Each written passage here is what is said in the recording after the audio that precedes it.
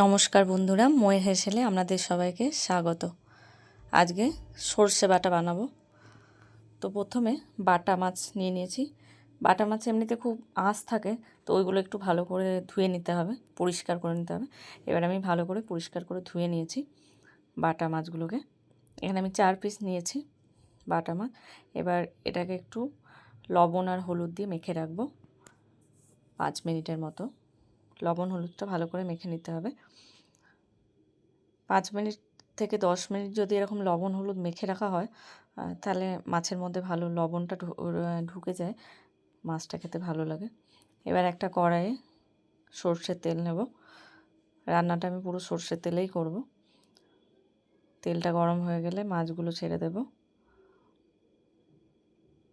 এবার একটা পেস্ট বানিয়ে নেব। এখানে কালো সর্ষে নিয়েছি, কাঁচা লঙ্কা আর জল দিয়ে একটা পেস্ট বানাবো, একদম স্মুথ করে বানাবো। এদিকে মাছগুলো 1 পিঠ হয়ে গেছে, উল্টে দেব।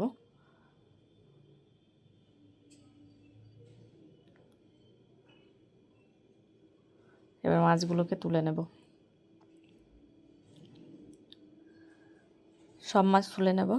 এবার যে পেস্টটা বানিয়েছিলাম সর্ষে বাটার, ওটাতে একটু জল দিয়ে পাতলা করে নেব। আর এটা আমি পুরো ছেঁকে নেব, যাতে সর্ষের যে খোসাগুলো আছে ওগুলো না আমার গ্রেভিতে থেকে যায়। এরকম একটা ছাকনা নিয়ে ছেঁকে নেব পুরো সর্ষে বাটাটা। এবার যে মাছ ভাজার তেলটা আছে, ওই তেলের মধ্যে 5 ফোড়ন দিয়ে দেব। যদি প্রয়োজন হয় একটু তেল দিয়ে নেবেন, বা বেশি তেল থাকলে একটু কমিয়ে নেবেন। 5 ফোড়নটা ভাজা হয়ে গেলে পেঁয়াজ কুচি দেব। লম্বা লম্বা করে পেঁয়াজ কেটে রেখেছিলাম। পেঁয়াজগুলো একটু ভেজে নেব। পেঁয়াজ ভাজা হলে হলুদ দিয়ে দেব।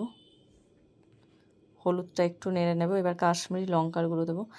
এই তেলের মধ্যে হলুদ আর কাশ্মীরি লঙ্কার গুঁড়োটা দিলে কালারটা খুব সুন্দর আসে। এটাও একটু ভেজে নেব, বেশি ভাজবো না, কারণ শুকনো মশলা পুড়ে গেলে টেস্টটাই খারাপ হয়ে যাবে। এবার আদা বাটা দেব 1/2 চামচ মতো। এই রান্নাটাতে খুব মশলা লাগে না, খুব অল্প মশলা এই রান্নাটা হয়ে যায়, কিন্তু টেস্ট হবে অনবদ্য। এবার একটু জিরে গুঁড়ো দেব সামান্য, এটাও একটু নেড়ে নেব। এবার টমেটো দেব।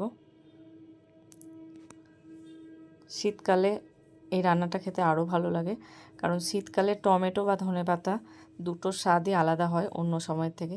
পাওয়া যায় তো সারা বছর, কিন্তু শীতকালে যে টেস্ট সেটা পাওয়া যায় না। এবার টমেটো দেওয়ার পর পরিমাণ মতো লবণ দিয়ে দেব।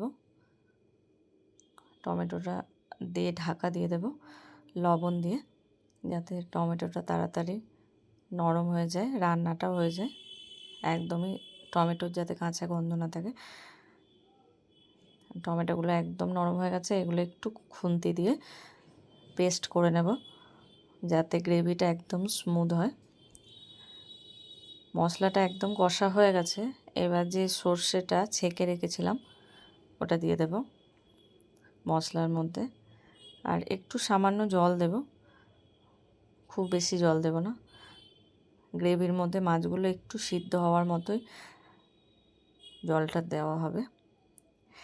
যদি লবণের প্রয়োজন হয় আর, তাহলে এখানে লবণটা দিয়ে নেবেন। আমি লবণ যা দিয়েছি আর লবণের আমার প্রয়োজন নেই, তো আমি দিলাম না। এবার ঝোলটা ফুটে উঠলেই মাছগুলো দিয়ে দেব। আমি এখানে 3টে মাছ দিয়েছি। একটা মাছ ভাজা রেখেছি, আমার মেয়ে ভাজা মাছ খাবে বলছে, ওই জন্য 3টে মাছ রান্না করেছি। একটা ভাজা রেখে দিয়েছি মেয়ের জন্য। এবার চেরা কাঁচা লঙ্কা দিয়ে দেব। এবার একটু ঢেকে ফুটতে দেব, যাতে মাছটা এই গ্রেভির সাথে সিদ্ধ হয়। এবার একটু মাছগুলোকে উল্টে পাল্টে দেব। এবার টেস্টটাকে ব্যালেন্স করার জন্য খুব সামান্য পরিমাণে চিনি দেব। এবার ফ্রেশ একদম তাজা ধনেপাতা দেব, আর ওপর থেকে একটু কাঁচা সর্ষের তেল দেব, আর কাঁচা লঙ্কা দেব। এই যে ধনেপাতা, কাঁচা লঙ্কা আর কাঁচা সর্ষের তেলের যে একটা ফ্লেভার, এবার এটাকে পুরো ঢেকে দেব, যাতে পুরো মাছ আর গ্রেভির মধ্যে এই পুরো ফ্লেভারটা একদম ইনট্যাক্ট থাকে। যেটা খেতে হবে খুবই সুস্বাদু। এটা গরম ভাতের সাথে একবার করে দেখবেন, খেয়ে দেখবেন, খুব ভালো লাগে। এবং বাটা মাছ খুবই সহজপাচ্য। ভিডিওটি ভালো লাগলে লাইক করবেন, শেয়ার করবেন, রেসিপিটি অবশ্যই ট্রাই করবেন এবং